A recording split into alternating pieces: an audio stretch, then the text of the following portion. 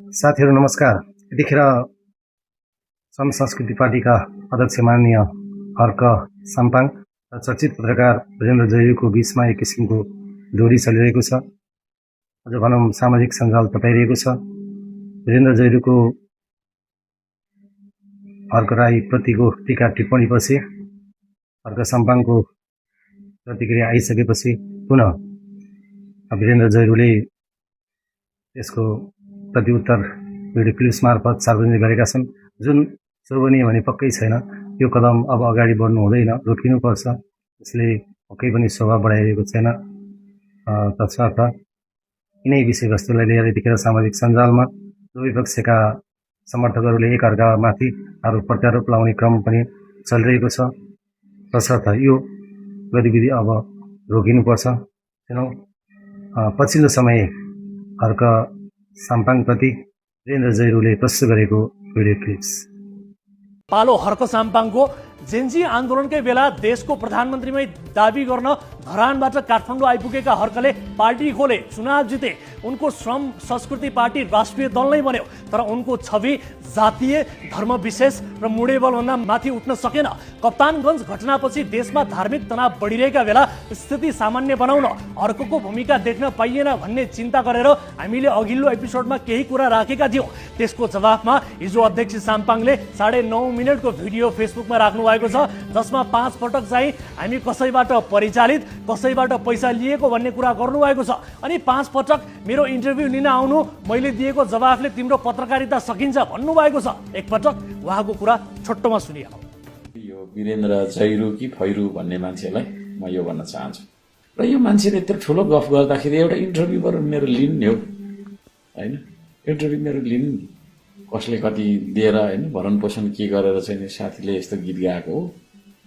साथीलाई म भन्न चाहन्छु एउटा इन्टरभ्यू मेरो लिनु, होइन?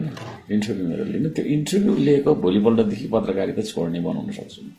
एकचोटि इन्टरभ्यू लिनु न, है?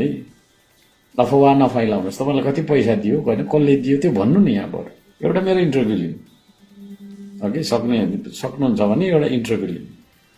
कति पैसा पाउनुहुन्छ यस्तो बोलेर? एउटा इन्टरभ्यू मेरो लिनु, होइन?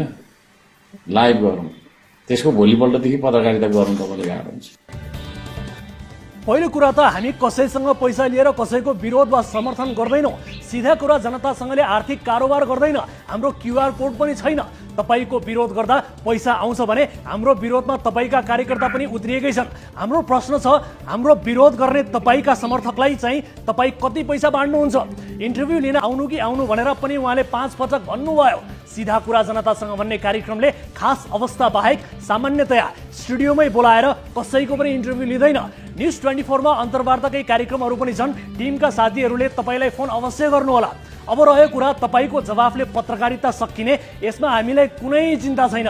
एउटा पत्रकार, एउटा सञ्चार माध्यम बन्द नै भए पनि फरक पर्दैन, अर्को खुल्छ। तर देश र जनताको भाग्य भविष्य बन्द हुन भएन। एउटा पत्रकार बिग्रे एउटा क्षेत्रमा अलिकति धक्का लाग्छ, तर एउटा दल, एउटा नेता बिग्रिँदा हजारौं निर्दोष नेपालीको बलि चढेको तपाई हाम्रो आँखा अगाडि नै छ।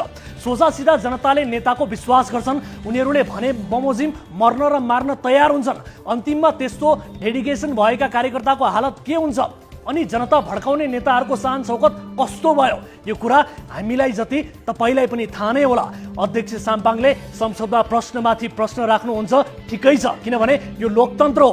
यसै कारण हामी पनि तपाईहरुमाथि अझै निर्मम, अझै घातक प्रश्न उठाउँछौँ। यही कार्यक्रमका संस्थापक रवि लामिछानेले राजनीति सुरु गरेपछि उहाँलाई त हामीले बाँकी राखेका छैनौँ भने तपाईलाई मात्र कसरी आरक्षण दिन सक्छौँ?